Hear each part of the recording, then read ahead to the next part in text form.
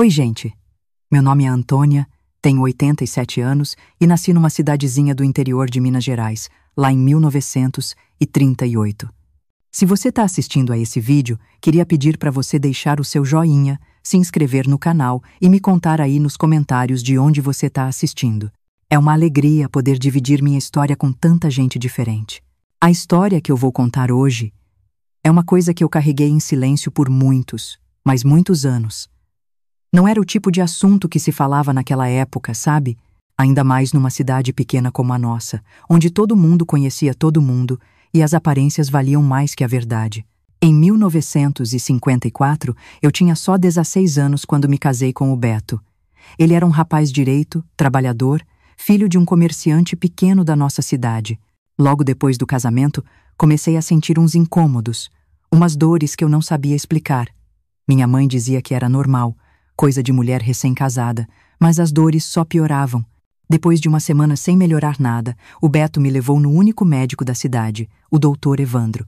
Ele era um homem de quase 50 anos, formado na capital, que tinha chegado na nossa cidade uns 10 anos antes. Todo mundo respeitava muito ele. Era quase um santo para muita gente, principalmente para as famílias mais ricas da região. Afinal, ele tinha salvado muitas vidas e atendia até de madrugada se precisasse. Nossa, eu lembro como se fosse hoje da primeira consulta. O Beto ficou na sala de espera, como era o costume. Marido nenhum entrava no consultório com a esposa.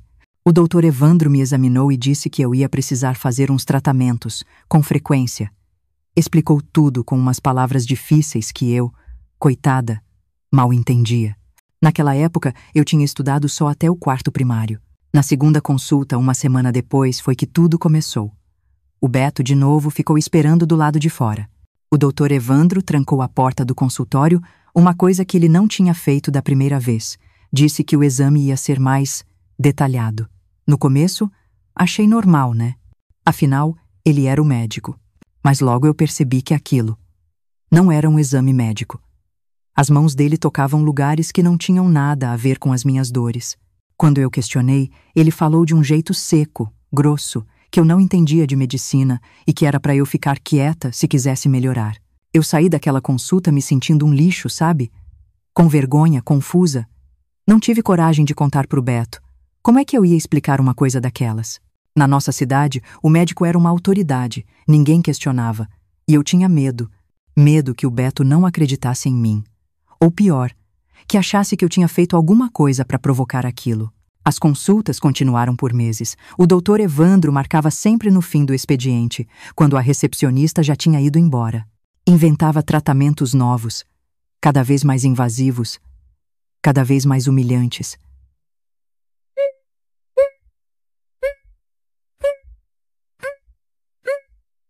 Eu chorava em silêncio o caminho todo de volta para casa. O Beto perguntava o que estava acontecendo, porque eu não melhorava, e eu inventava desculpas. Depois de quase 6 meses daquele tormento, eu criei coragem e contei para minha mãe. A resposta dela foi um tapa na minha cara. Para de falar besteira, menina. O Dr. Evandro é um homem de respeito. Você que tá com pensamentos de safadeza. Isso é pecado. Aí eu tentei conversar com a esposa do farmacêutico, a dona Célia, que era mais estudada, tinha viajado para a cidade grande. Ela me ouviu quietinha e depois disse, com os olhos cheios de pena: Antônia, querida, algumas mulheres confundem as coisas. O doutor só tá fazendo o trabalho dele.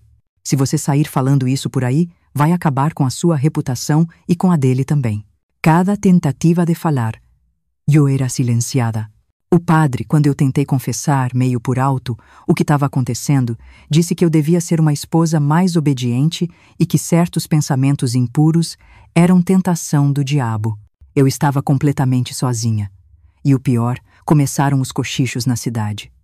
Umas pessoas diziam que eu estava ficando louca, outras que eu estava inventando história para chamar atenção.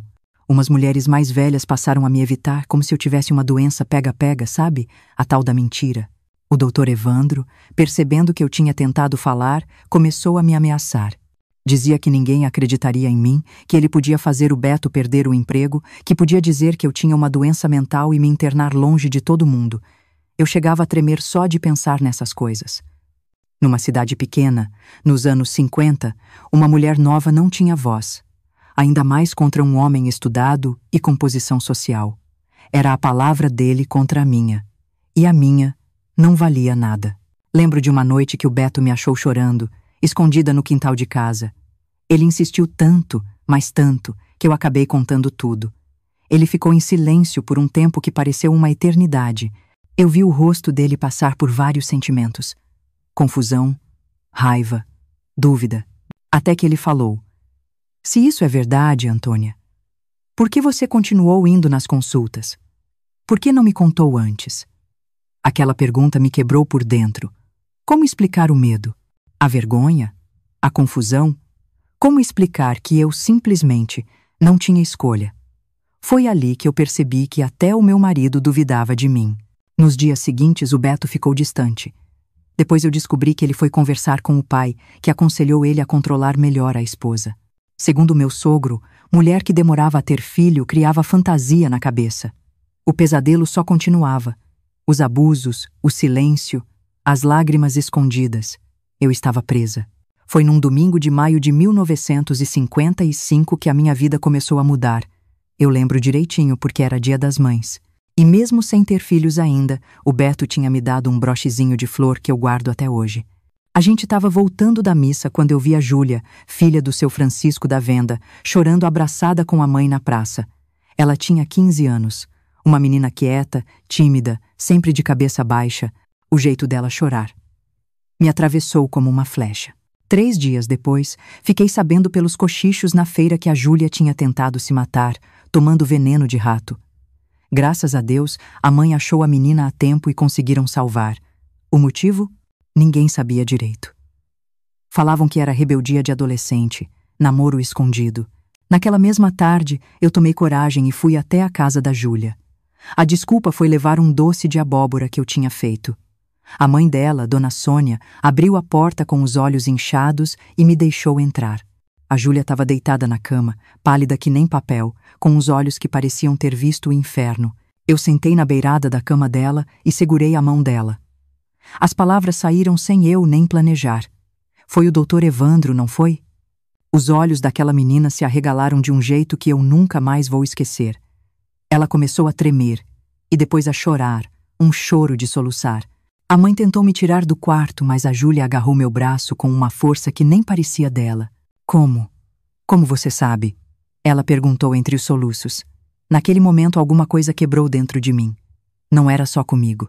Existiam outras. Contei para Júlia e para a mãe dela tudo o que tinha acontecido comigo. E pela primeira vez, alguém acreditou em mim, sem hesitar. Dona Sônia, a mãe da Júlia, caiu sentada na cadeira, com a mão na boca. Ele disse que só estava me examinando, que era normal, que eu estava doente e precisava do tratamento especial dele. A Júlia contou, baixinho. Quando eu descobri que eu estava, e que ele tinha. Eu não podia contar para ninguém. Quem ia acreditar em mim contra o Dr. Evandro? A Júlia estava grávida, aos 15 anos. Do médico que deveria cuidar dela. A notícia era terrível demais, por isso ela tentou se matar. Dona Sônia, aos prantos, me contou que a filha tinha ido no consultório por causa de umas dores de cabeça fortes. Depois da 3ª consulta, ela mudou, ficou calada, não queria mais sair de casa. Eu saí de lá determinada a fazer alguma coisa. Eu não podia mais ficar calada, não sabendo que outras meninas e mulheres estavam passando pela mesma coisa. A questão era: como enfrentar um homem poderoso numa cidade onde mulher não tinha voz? O primeiro passo foi falar com o Beto de novo. Dessa vez eu não chorei. Contei tudo de novo, com clareza, e contei também o caso da Júlia. Eu vi nos olhos dele que, finalmente, ele tinha acreditado. Ele ficou com tanta raiva que queria ir para cima do médico naquela mesma noite, mas eu consegui acalmar ele. A gente precisava ser esperto, não agir por impulso. Começamos um trabalho de formiguinha. Eu e a Dona Sônia. A gente conversava baixinho com outras mulheres da cidade. No começo, todo mundo negava, ou se afastava com medo. Mas, aos pouquinhos, uma aqui, outra ali, começou a confirmar, em voz baixa, que sim, também tinha passado por coisas estranhas no consultório do Dr. Evandro. Em menos de um mês, a gente descobriu 7 mulheres que tinham sido abusadas. Uma delas era a própria esposa do prefeito, a dona Eunice, que nos contou, aos prantos, que sofria calada há anos, com medo do escândalo e da vergonha. Isso foi crucial para nossa estratégia. O Beto, meu marido, conseguiu conversar com o seu Osmar, dono do armazém e um homem muito respeitado na cidade. Seu Osmar tinha 3 filhas e ficou horrorizado com as histórias. Juntos eles procuraram o delegado Mendes, um homem simples, mas muito honesto. O delegado de cara ficou com o pé atrás. São acusações muito sérias contra um homem respeitado, ele disse. Mas quando a dona Eunice, a esposa do prefeito, confirmou tudo, a situação mudou. O prefeito Afonso, um homem orgulhoso, mas que amava a esposa, ficou uma fera quando soube que o médico que jantava na casa dele tinha abusado dela durante as consultas. No dia 15 de julho de 1955, um dia que eu nunca vou esquecer, o doutor Evandro foi chamado na delegacia para prestar esclarecimentos. Ele foi com aquele ar de rei na barriga de sempre, achando que a posição dele ia proteger ele. Mal sabia ele que na sala do delegado, além do prefeito, estavam o Beto, o seu Osmar e os pais da Júlia. Eu e mais 4 mulheres esperávamos numa salinha do lado. Quando a gente entrou, uma por uma, para contar nossas histórias, eu vi o rosto do doutor Evandro perder a cor. Os olhos dele, que antes me olhavam com desprezo, agora mostravam medo. O doutor Evandro tentou negar tudo, claro. Disse que a gente era um bando de mulher histérica, que estávamos confundindo procedimentos médicos normais. Chegou a insinuar que a Júlia tinha se oferecido para ele. Foi nesse momento que a dona Eunice, a esposa do prefeito, entrou na sala. Ela trouxe um diário onde ela tinha anotado datas, horas e detalhes de cada abuso que sofreu. Ela guardou aquilo em segredo por 5 anos. O diário tinha detalhes que só alguém que passou por aquilo podia saber. O delegado Mendes, depois de ouvir todo mundo, prendeu o doutor Evandro. Foi um choque na cidade inteira. Muitos ainda não acreditavam na gente. Alguns homens diziam que a gente tinha armado tudo para prejudicar o coitado do médico. Algumas mulheres olhavam para a gente com desconfiança, ou com pena. Os dias seguintes foram difíceis. As investigações continuaram e mais 3 mulheres apareceram. Uma delas, Dona Yara, tinha sido abusada 10 anos antes, quando o médico mal tinha chegado na cidade. Ela nunca contou para ninguém, nem para o marido. O doutor Evandro foi mandado para a cadeia da capital para esperar o julgamento, e aí descobriram. O diploma dele era falso. Ele tinha estudado só 2 anos de medicina. Antes de chegar na nossa cidade, ele tinha passado por outras 3 cidadezinhas, sempre saindo às pressas depois de um tempo. Para Júlia e para a família dela, a situação era muito difícil. Grávida, solteira, numa cidade pequena nos anos 50, era a maior vergonha para a família. Mesmo sabendo que ela era vítima, muita gente fazia comentário maldoso. O pai dela, seu Francisco, pensou em mandar a menina para longe, para a casa de uma tia, até o bebê nascer, e depois dar para adoção. Foi aí que eu tive a ideia que mudou minha vida para sempre. Eu propus pro Beto da gente se mudar para a capital, para Belo Horizonte. Ele podia procurar trabalho lá, eu cuidava da Júlia na gravidez e depois ajudava a criar o bebê. A Júlia podia estudar, que era o sonho dela, enquanto eu cuidava da criança. O Beto, no começo, ficou meio assim de largar tudo, mas no fim, ele topou. Dona Sônia e seu Francisco, depois de muita conversa, também aceitaram. Era a chance da filha deles recomeçar, longe dos olhares de julgamento. Em setembro de 1955, a gente partiu para a capital.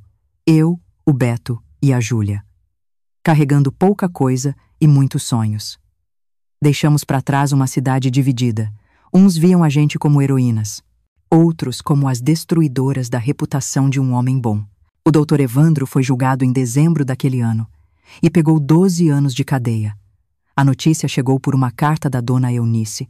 Segundo ela, depois que a gente saiu, outras mulheres criaram coragem. No total, foram 23 vítimas identificadas nos 10 anos que ele ficou na cidade. A mais nova tinha só 13 anos. Aquilo confirmou que a gente fez a coisa certa. Mesmo tendo que deixar nossa vida para trás, a gente tinha quebrado o silêncio que protegia um monstro e aberto o caminho para outras mulheres fazerem o mesmo. Na capital, a gente começou do zero mesmo. O Beto conseguiu um emprego de ajudante numa fábrica de móveis. Alugamos uma casinha pequena na periferia, onde ninguém conhecia a gente, ninguém fazia perguntas sobre a moça grávida que morava com a gente. Em fevereiro de 1956, A Júlia deu à luz uma menina linda e a chamou de Vitória, um nome que resumia tudo que a gente buscava. A vida na capital era outra coisa, meu Deus. Tudo maior, mais rápido, mais barulhento. Nos primeiros meses eu senti uma saudade danada das coisas simples. O sino da igreja marcando as horas, o cheirinho de terra molhada depois da chuva, a prosa na porta de casa no fim de tarde. Mas, ao mesmo tempo, tinha uma sensação de liberdade que eu nunca tinha sentido. Nossa casinha era apertada, mas um aconchego só. Eu, o Beto, a Júlia e a pequena Vitória.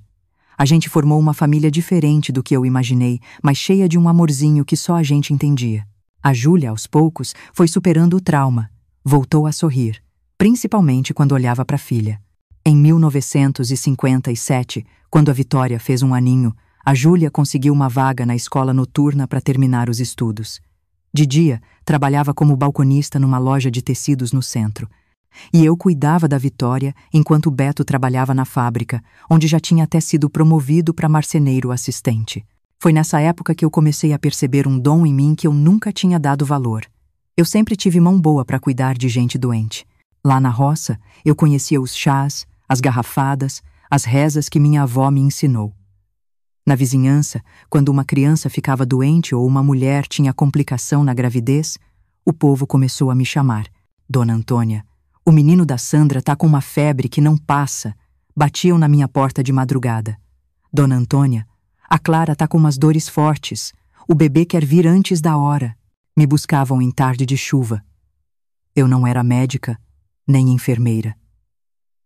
Só tinha um conhecimento simples, de geração em geração, e um carinho de verdade pelas pessoas.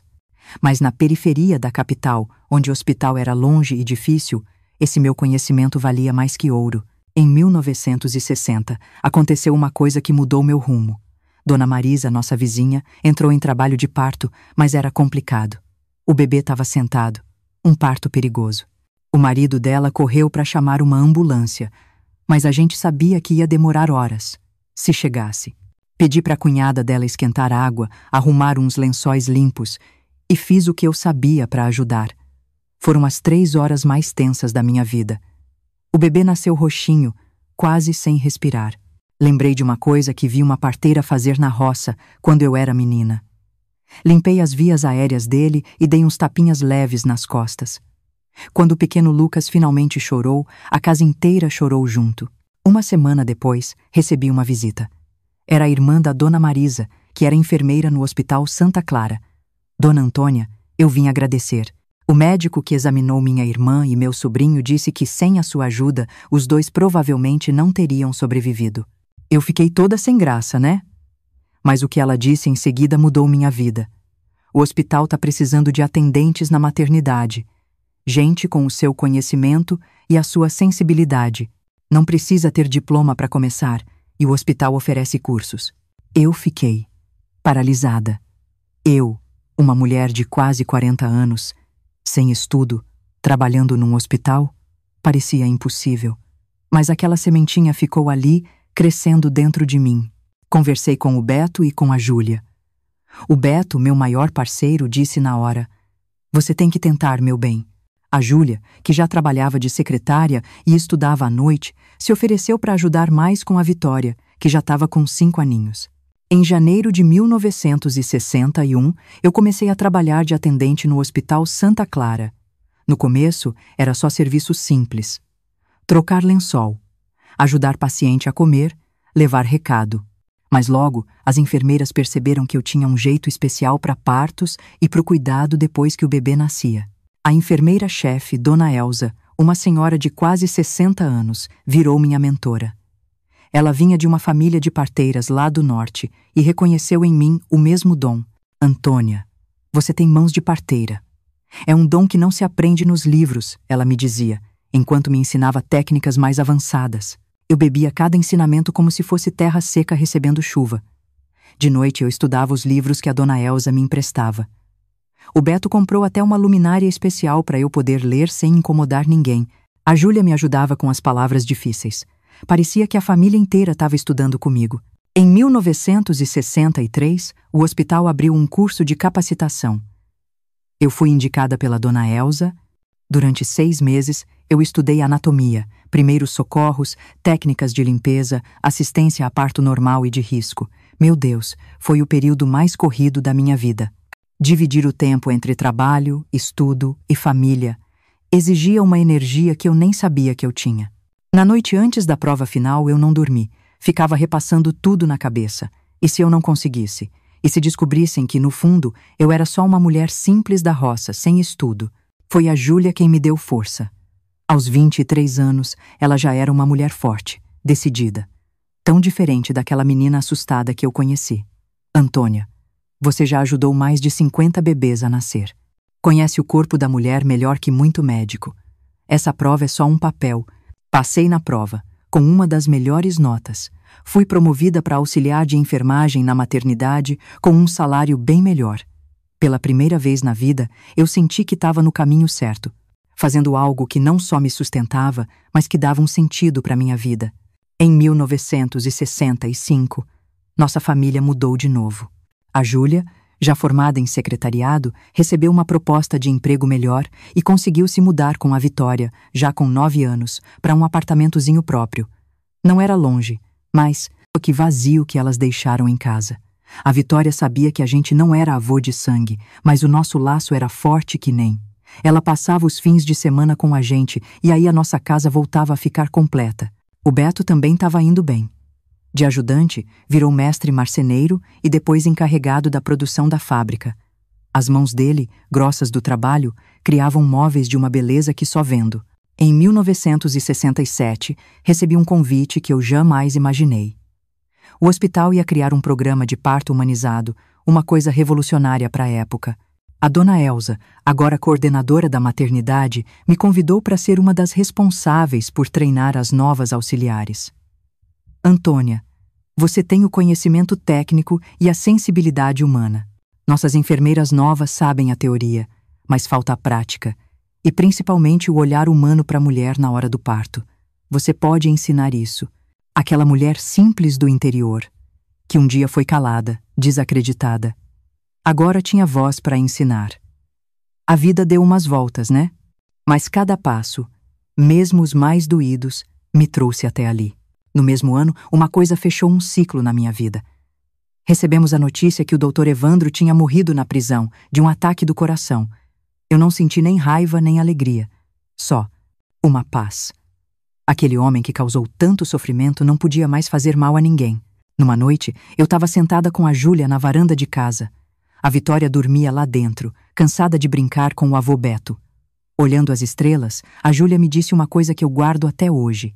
Sabe, Antônia, eu acho que tudo que aconteceu, por mais horrível que tenha sido, trouxe a gente até aqui.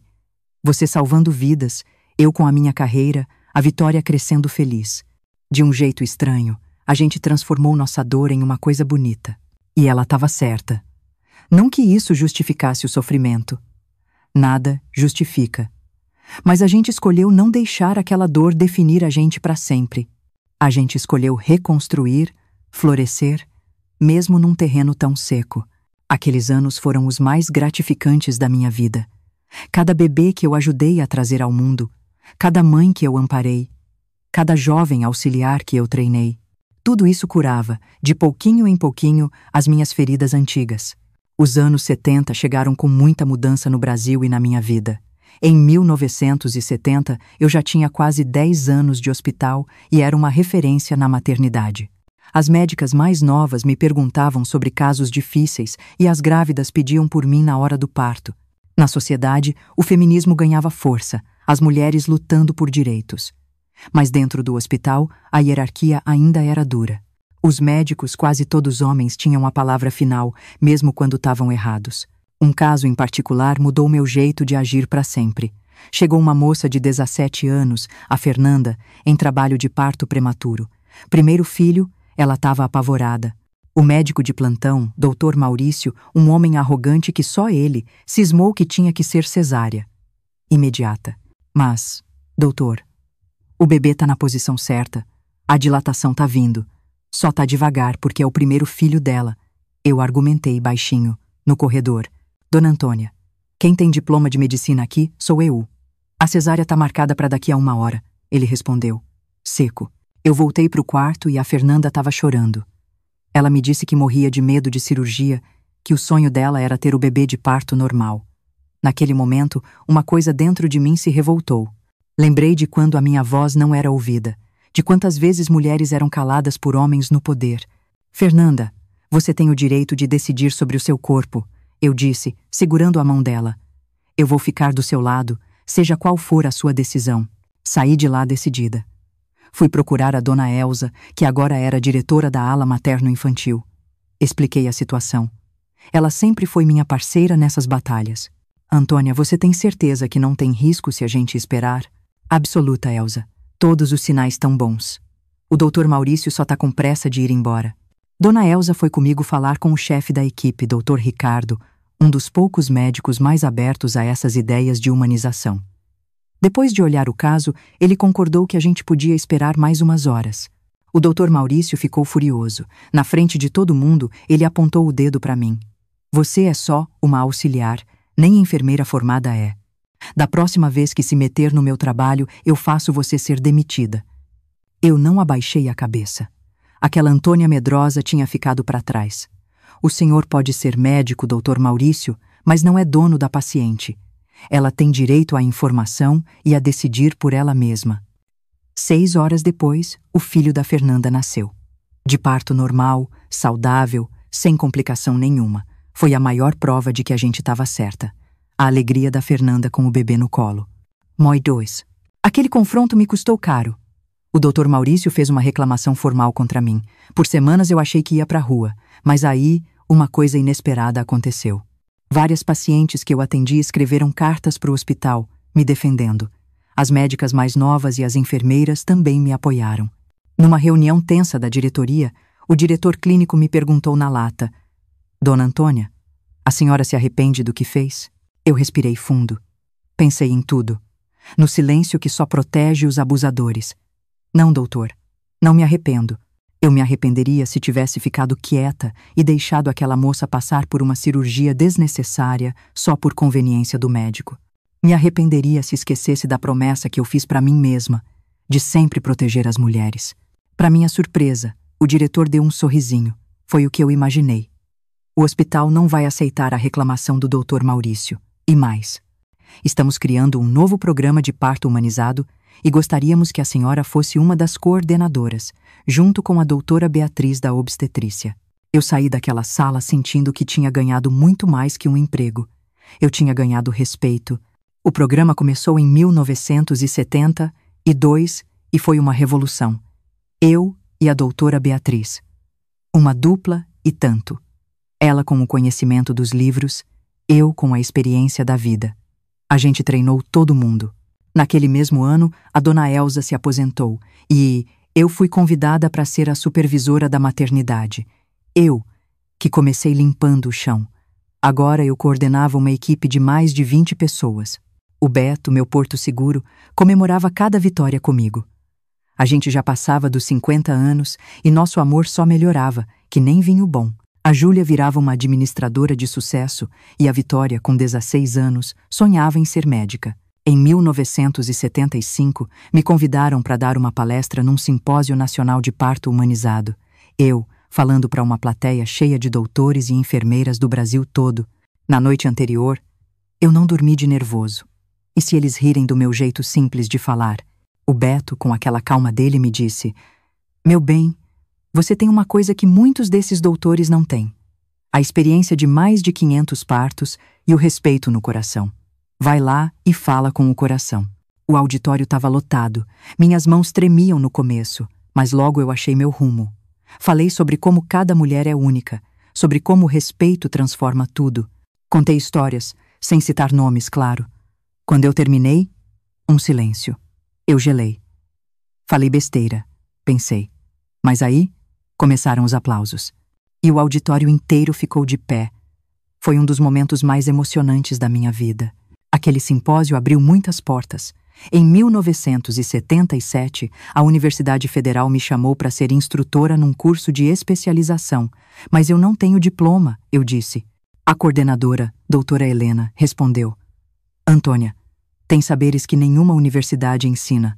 O seu conhecimento vale mais que qualquer diploma. E lá fui eu, com 57 anos, dar aula na universidade. No fim do ano, na formatura, me deram um título de educadora honorária. Eu chorei que nem criança. O jornal da cidade fez uma reportagem sobre mim. Recebi cartas de mulheres do estado todo. As notícias chegaram até na minha cidade natal. Uma sobrinha do Beto escreveu dizendo que as coisas tinham mudado, que agora as pessoas lá falavam de mim com orgulho. A Antônia, que saiu daqui e virou gente importante na capital. A vida tem dessas ironias, né? O final dos anos 70 me encontrou realizada, cercada pelo amor da minha família tão diferente. O Beto, a Júlia, a Vitória e as centenas de mães e bebês que eu ajudei a trazer ao mundo. Os anos 80 chegaram. Em 1980, fiz 60 anos. O hospital fez uma festa surpresa para mim. Que emoção! Naquela mesma semana, veio um convite do Ministério da Saúde para eu coordenar um programa nacional de capacitação de parteiras tradicionais no interior. O desafio me encantou. Significava viajar, conhecer a realidade daquelas mulheres. O Beto, já aposentado, me deu todo o apoio. Vai, meu bem. Leva o que você sabe para elas. Em março de 1981, começamos a primeira turma. Eram 25 parteiras, mulheres simples, com uma sabedoria que vinha de gerações. Eu não cheguei lá como a sabichona da capital. Cheguei para trocar. Vocês me ensinam o que sabem, eu compartilho o que aprendi e juntas a gente acha o melhor caminho. E deu certo. A gente misturou o conhecimento tradicional com as técnicas mais seguras. Nos anos seguintes eu viajei por esse Brasil afora. Vi de perto a luta daquelas mulheres. Em uma dessas viagens, conheci a Maria da Conceição, parteira de uma comunidade ribeirinha. Ela me disse: Dona Antônia, antes do seu curso, eu perdia o sono de medo de uma complicação. Agora eu sei identificar o perigo e já salvei 3 mães, mandando para o hospital a tempo. Histórias assim me davam a certeza de que eu estava no caminho certo. Em 1985, nosso programa virou modelo para o Brasil todo, mas nem tudo eram flores. Muitos médicos não gostavam, diziam que a gente estava fazendo coisa errada. Tivemos que lutar muito. Numa audiência pública em Brasília, eu defendi aquelas mulheres com unhas e dentes. Um país gigante como o nosso não pode viver sem as parteiras. Elas não estão substituindo os médicos, elas estão chegando onde os médicos não chegam. E a gente conseguiu uma portaria que reconhecia e apoiava o trabalho delas. Em 1987, com 67 anos, me aposentei do hospital para me dedicar só ao programa. A despedida foi linda. No dia seguinte, recebi uma carta que me fez desabar de chorar. Era da Vitória, minha neta de coração, já uma médica de 31 anos. Ela tinha se especializado em obstetrícia, inspirada em mim. Na carta, ela dizia: Vovó Antônia, cada vez que eu entro numa sala de parto, levo suas lições comigo. Você transformou sua dor em cura para centenas de mulheres, e esse exemplo me fez ser quem eu sou hoje. Ver a Vitória seguindo esse caminho era como fechar um círculo perfeito. A menina que nasceu da violência agora trazia vidas ao mundo com amor. A dor tinha virado o propósito. Nos anos 90, a gente começou a documentar as histórias e os saberes daquelas parteiras, para não se perder no tempo. Gravei entrevistas, fotografei ervas, viajei para quilombos, aldeias indígenas, conheci mulheres incríveis. Em uma dessas viagens, numa comunidade quilombola, eu descobri que a bisavó de uma parteira de lá era da mesma região que a minha avó. O conhecimento delas viajava, conectando mulheres através do tempo. Em 1995, com a ajuda de uma professora, eu publiquei um livro, Mãos que Acolhem, Memórias e Saberes de Parteiras Tradicionais do Brasil. No lançamento, um jornalista me perguntou qual era o meu maior legado. Eu pensei um pouco e respondi: meu legado não são os bebês que ajudei a nascer, nem os livros. Meu verdadeiro legado é ter mostrado que uma mulher, mesmo vindo do sofrimento, pode transformar sua dor em força e usar essa força para mudar o mundo ao redor dela. Hoje, olhando para trás, com meus 87 anos, eu vejo uma vida muito diferente da que eu imaginei. As dores me moldaram, mas não me definiram. Eu encontrei meu propósito em ajudar outras mulheres a terem voz. O Beto se foi há 3 anos, dormindo em paz. A Júlia, com 65, é uma empresária de sucesso. A Vitória, com 60, é professora de obstetrícia na mesma universidade onde eu um dia dei aula sem ter diploma. E eu continuo aqui, contando minha história, esperando que ela toque algum coração que precise ouvir que sim, é possível transformar as maiores dores em propósito. É possível florescer das cinzas. É possível fazer da vida uma coisa bonita, mesmo quando ela começa de um jeito tão triste. E se você chegou até o final dessa história, espero que leve essa mensagem com você. A sua voz importa, a sua experiência tem valor. E nunca, nunca é tarde para recomeçar e construir um legado de luz. Meus queridos, não se esqueçam de curtir o vídeo, comentar e se inscrever no canal. Até a próxima. Um beijo no coração de cada um.